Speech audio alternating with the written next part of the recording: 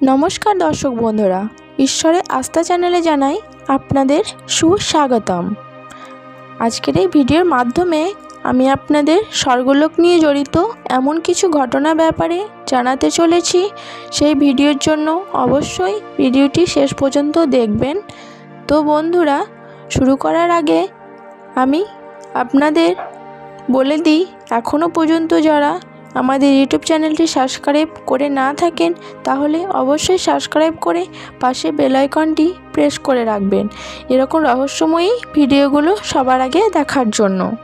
বন্ধুরা, সত্যি কথা বলতে এই পৃথিবীর সব মানুষ তার শেষ সময় যখন তার মৃত্যু খুবই নিকট থাকে তখন তার মনে স্বর্গলোকে যাওয়ার প্রবল ইচ্ছা জাগ্রত হয়। কিন্তু বন্ধুরা, কি জানেন যে স্বর্গলোকে কি হয়ে থাকে, সেখানে জীবন কিভাবে থাকে, সেখানকার পরিবেশ কেমন হয়ে থাকে এবং সেখানে যাওয়ার পর মানুষের কেমন অনুভূতি হয়? ভবিষ্য পুরাণের অনুসারে এক পূর্ণ আত্মাকে সবার প্রথমে যমরাজের কাছে নিয়ে যাওয়া হয়ে থাকে। পূর্ণ আত্মা উত্তম পথ দিয়ে খুবই সুখপূর্বকভাবে ধর্মরাজ বা যমরাজের দর্শন করেন। ভবিষ্য পুরাণের অনুসারে যমরাজ ওই আত্মাকে খুবই আদর ও সম্মান করে থাকেন এবং ওনাকে বলেন, হে পরমাত্মা, তুমি ধন্য, তুমি অন্যকে উপকার করা ব্যক্তি, তুমি স্বর্গসুখের জন্য অনেক পুণ্য করেছ, সেই জন্য এই উত্তম বিমানে চড়ে স্বর্গে প্রবেশ করো। তারপর পূর্ণ আত্মা যখন স্বর্গে পৌঁছান তখন ওনাকে বিভিন্ন রকমের বাদ্যযন্ত্রের ধ্বনি দিয়ে স্বাগত করা হয়। বন্ধুরা, স্বর্গের এক খুবই সুন্দর স্থান যেখানে সব রকমের সুযোগ সুবিধা উপলব্ধি রয়েছে। আপনাদের বলে দিই, স্বর্গে নিজেই নিজের কর্ম দ্বারা প্রাপ্ত করা যায়। এখানে সবারই নিজের নিজের আলাদা আলাদা বিমান রয়েছে, সেই জন্য এখানকার আত্মারা সর্বদাই বিমানে চড়ে ঘুরে বেড়ান। যে ব্যক্তি তপস্যা, দান এবং মহান কর্ম করেন কিংবা যে অসত্যবাদী এমন আত্মারা স্বর্গলোকে প্রবেশ করতে পারেন না। কিন্তু যে ব্যক্তি ধর্মপালন, কর্তব্যশীল এবং দান পুণ্যের মতো কর্ম করেছেন সেই সব মানুষেরা স্বর্গলোকে প্রবেশ করার যোগ্য। ওখানে দেবতা, সাধু, বিষ্ণুদেব, মহের্ষি, যম, ধাম, গন্ধর্ব এবং অপ্সরা সবারই সেখানে আলাদা আলাদা লোক রয়েছে যা ইচ্ছে অনুসারে ভোগ করে থাকেন। আপনাদের বলে দিই, এই স্বর্গ একটি স্বর্ণের পর্বত যার নাম হয় সুমেরুগিরি।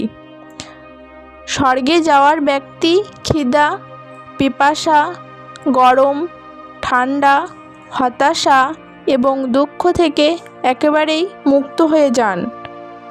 স্বর্গে কোনো প্রকারের অশুভ বস্তু হয় না, যাকে দেখার পর মনে ঘৃণা সৃষ্টি হয়। চারিদিকে মনকে প্রসন্ন করার জন্য সর্বদাই সুগন্ধি বায়ু বইতে থাকে এবং চারিদিকে মন ও কানকে প্রসন্ন করার জন্য বিভিন্ন রকমের বাদ্যযন্ত্রের ধ্বনি সর্বদাই শুনতে পাওয়া যায়। আপনাদের বলে দিই, স্বর্গে না তো কেউ কাঁদে, না তো কেউ বৃদ্ধ হয়, না তো কেউ হাঁপিয়ে পড়ে। স্বর্গে কেবলমাত্র যুবক শরীরই থাকে। ওই শরীর কখনোই বৃদ্ধ হয় না এবং উনি কখনোই দুঃখী হন না, সর্বদাই খুশি থাকেন। আর এইসব আমাদের জীবন করে যাওয়া ভালো কর্মগুলির জন্যই হয়ে থাকে। আপনাদের বলে দিই, এখানে মাতা পিতার রসবীর্য থেকে উৎপন্ন হয় না, সেই জন্যই তার শরীর থেকে কখনোই ঘাম বের হয় না, না তো তার শরীর থেকে কখনো দুর্গন্ধ এসে থাকে। এখানে তাদের জামা কাপড় কখনোই নোংরা হয় না। ওখানকার আত্মারা কখনো একজন আরেকজনকে দেখে হিংসা করে না, শুধু একে অপরের প্রতি ভালোবাসা থাকে এবং সবাই আত্মা খুবই সুখময়ভাবে তাদের সময় কাটিয়ে দেন।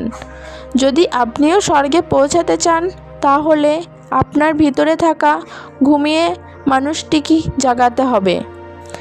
আপনার হাত অন্যদের সাহায্য করার জন্য আগে বাড়াতে হবে।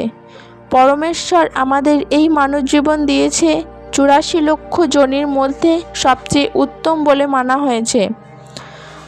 যদিও এই মানবজনিত জন্ম দিয়ে কোনো রকমের ভালো কর্ম না করে থাকেন, তাহলে আপনার কিছুই হবে না এবং আপনাকে নরকে যেতে কেউ আটকাতে পারবে না। ভিডিওটি শেষ করার আগে আপনাদের শুধু এইটুকুই বলতে চাই, একে অন্যের সাহায্য করুন, পশু পাখিদের সেবা করুন, ঈশ্বরের দ্বারাই বানানো সব বস্তু ও জীবকে সম্মান করুন। পরমেশ্বর আপনার অবশ্যই ভালো করবেন। ভিডিওতে যদি কিছু ভুল হয়ে থাকে তাহলে অবশ্যই ছোট বোন বলে ক্ষমা করে দিবেন এবং ভিডিওটি ভালো লাগলে অবশ্যই একটি লাইক করে দিবেন এবং এই চ্যানেলে নতুন হলে অবশ্যই সাবস্ক্রাইব করে পাশের বেল আইকনটি প্রেস করে রাখবেন এবং কমেন্ট বক্সে অবশ্যই একবার লিখবেন জয় শ্রীকৃষ্ণ।